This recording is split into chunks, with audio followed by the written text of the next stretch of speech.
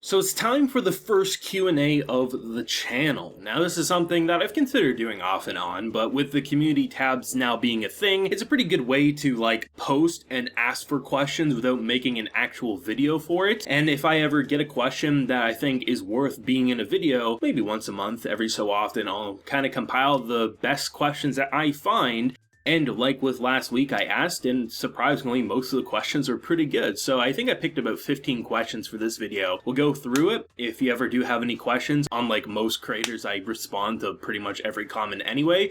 But when you get your fair few of the same questions time and time again, I think it makes a video like this needed and warranted while just being kind of a fun standalone side experience outside of the main content of the channel. Now I think this first one is probably one of the best questions I got asked, and it's how do I choose good isekai and avoid the trash titles? Now this is probably one of the more interesting ones for me because I think this goes even outside of just standard isekai. It's anime in general. I constantly get asked how do I find so many anime, how do I discover it? I use a site called LiveChart. You can use any seasonal tracking chart. It will show you everything that's coming out in a season from TVs, movies, ONA, OVAs, all that type of stuff. But the thing is I think the community is getting less so studio driven, and what I mean is people used to only watch things based on studio. What you need to do is that, yeah, there's a lot of isekais that come out every season. Click on everything. Click it, look at the staff, read the synopsis, look at the PVs, and honestly just do some digging on opinions. That's how I discover. That's why when I look at a chart that has 10 different isekais,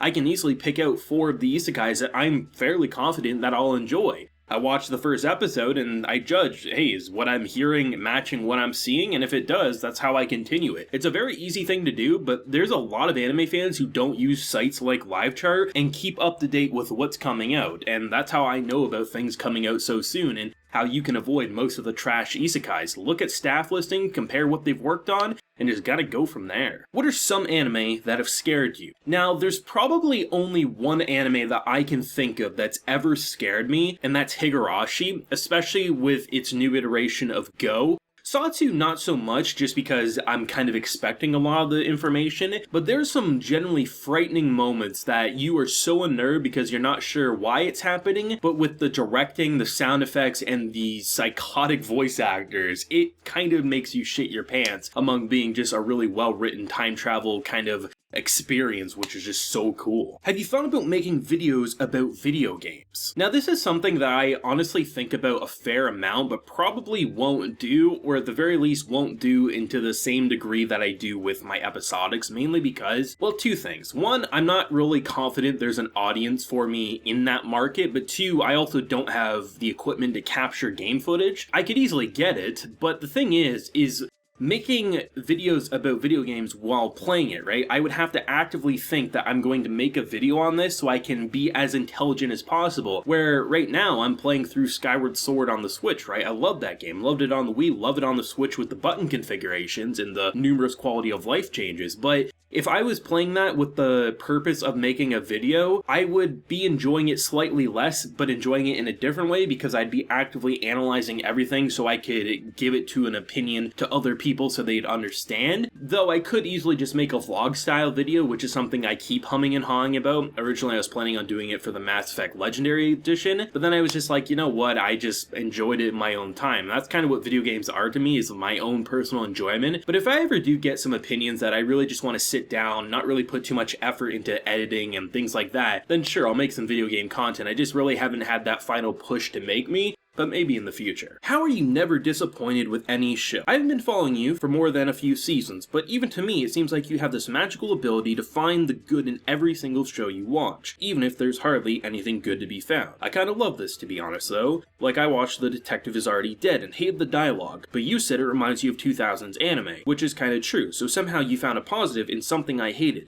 How do you do this? I think this also goes back to kind of like what I was talking about with the isekais. I don't find the good in every show. In fact, I ignore a majority of what comes out in every season. It's easy to look at my channel and say, oh, he's talking about 15 shows every season. Wow, he likes everything. But there's at least 60 shows for television broadcasts that come out every season. And there's probably a good 5 or so that I'm not covering that I probably would enjoy watching and covering, but there's only so much I can review in a season. So maybe a third of TV shows per season I enjoy or love. That's not everything. It's easy. I purposely look and I dig through what I think I will enjoy, and honestly, there's usually about 3 or 4 things that I think I'm going to review in a season that I don't because I just don't enjoy it. But yeah, I have a pretty good track record. I look up key stats, I look up previews, I look up opinions on source material if there is any, and I kind of go from there. I will not cover shows I dislike because I don't like watching things that make me uncomfortable, miserable, or just bored. So it's not this ability that I can enjoy everything, it's that I enjoy what I like and I talk about what I like. I don't go out of my way to talk about things that I dislike unless it's just a single episode of something that I usually enjoy. Now, it's very easy to also say that like, oh, something like The Detective is already dead. I didn't like this, but you found something good in something I didn't like. It's just opinions. There is no such thing as a universally agreed opinion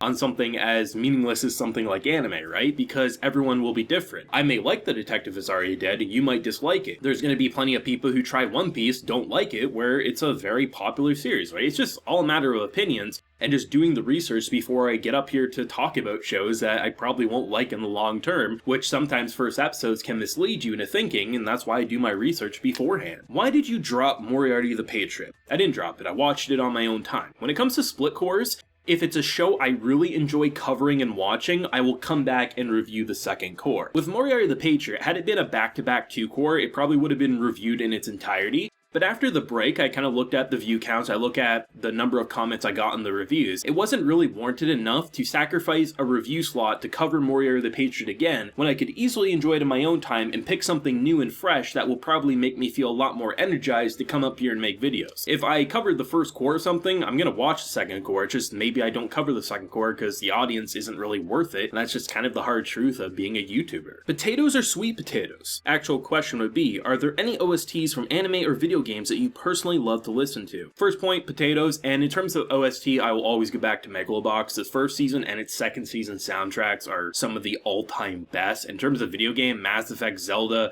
honestly, any Nintendo soundtrack is pretty damn good to listen to, and yeah, that's about it. What are your top don't judge a book by its cover anime where you almost didn't watch it or started it expecting not to like it too much, but ended up really liking it? Probably Gakko Garashi. I really thought that was getting hyped just because it was a cute girls doing cute thing high school show, and then it turned into an insanely twisted show. Some people saw the twist coming, but like me, didn't see it coming at all. I will try to leave it as vague as possible, but that show ended up being a roller coaster and still hoping for a season 2 that will probably never happen. What was the first anime that you ever watched, and the one that just hooked you in, made you say, damn, why haven't I watched this before? It was Guilty Crown, actually. I mean, I grew up on Yu-Gi-Oh!, Pokemon, so many different like classic series, but the thing that really got me into it was, I forget what channel I was watching, but they were sponsored on their YouTube channel, and they were promoting Funimation, and at the time, they recommended Guilty Crown. I saw the PV for that, I was like, holy shit, that looks cooler than anything I watched. Watched it all in one night, fell in love, and got hooked on anime ever since. People may shit on Guilty Crown, I still consider it one of my favorites, and it's the series that made me an anime fan and made this channel even exist to begin with. What's your top 10 all-time favorite anime? Honestly, don't know. I used to keep track of this. I used to be like very like OCD about like keeping track of favorites, tops, all this type of stuff. No idea anymore. I know my all-time favorite series, which is Attack on Titan. Love the manga, love the anime, own everything Attack on Titan merchandise that you can think of. But in terms of it, it just kind of changes so much beyond like what my current all-time favorite thing is. I try not to keep too much of an interest in that anymore because I find I waste too much time thinking about meaningless lists that will probably update every month anyway with all the new series that I complete. After getting into a new anime, what is the thing you're most excited about? Honestly, it's just the experience. Even if shows share so much similarities, there's a new wave of comments from people either I recognize or brand new faces, new experiences, new characters, and uncertainty. Is it going to go completely different? Is it going to be going territory I love or hate? It's just a fresh experience. Like, even the Isekai genre, right? It's still a new Isekai for that genre and you don't know what you're getting. This season there's a bunch of funny ones, but next season you'll probably get a bunch of dark ones, and that's a really fun experience to try to say, I have no idea where this thing that I'm very familiar with is going to go, Sometimes it doesn't improve, but sometimes you get these wild experiences that you just never saw coming. What are some of the most underappreciated anime you've seen? I could easily go like recently and stuff like that. I mean, you could go with stuff such as Mars Red from the previous anime seasons, but I like to go back a bit. I think Angel's Egg is probably one of the most underappreciated series. It's very appreciated by the people who've watched it, but it's a 1980s film, I believe, 81, something like that. It's a near silent film. It's one of my all-time favorites, kind of going back to that top 10. That would probably be my top 5. It's such an interesting experience that you'll get a different interpretation of every single time, and is literally the reason why I look so deeply into anime, because series like that really make you really stretch your brain, and that's actually what my profile picture is here on YouTube. Do you think too many anime are being made nowadays? As far as best, I assume, years of anime are concerned, can you let us know what are, in your opinion, the best years to be an anime fan in terms of quality shows being released? I mean, there's always too much anime being made. There's not enough people going around. It's always going to stretch the workforce thin, but unfortunately, there's nothing that's really going to be done about it. People are going to still watch anime. In terms of like the best years, I think we're living in it. I think this year is without doubt the best year of anime, and I think over the past 5 years, anime has been getting progressively better and better, and some of the more probably classic series that will be looked back in 10 years are coming from this past decade of anime. Does reviewing anime on a daily basis as a job take away from your enjoyment of it at all? It has to sometimes, right? Actually, no. In terms of like, there are days where I'm tired and I don't feel like making videos, but the most enjoyable aspect about watching anime for me, after seeing 800 or so series, is honestly making the videos about it. I don't really watch too much anime outside of what I review anymore because I've seen so much, and honestly, like I said previously with the video game question, I like to play video games or I watch live action shows or non-anime focused series in my free time to kind of do something different. In terms of what I'm reviewing, that's honestly the fun part, is thinking about what I can say in a video. So surprisingly, no, unlike a lot of channels that might say, yeah, it does get boring or I do get repetitive about watching these shows, for me, no, I absolutely love watching anime and I love talking about anime, which is probably pretty easy to see given my passion about what I talk about. What kind of shampoo do you use? The most important question asked today. I just use Head and Shoulders, any sort of like anti-dandruff, because I mean, I usually have bad dandruff, or I did as a kid, and I just use that. I use it with a 2-in-1 conditioner and shampoo. As someone who has ridiculously long hair, I tie it back because it's hot and things like that, but I mean, it goes down to my shoulders. So yeah, you need to have a good shampoo and conditioner to keep it healthy, and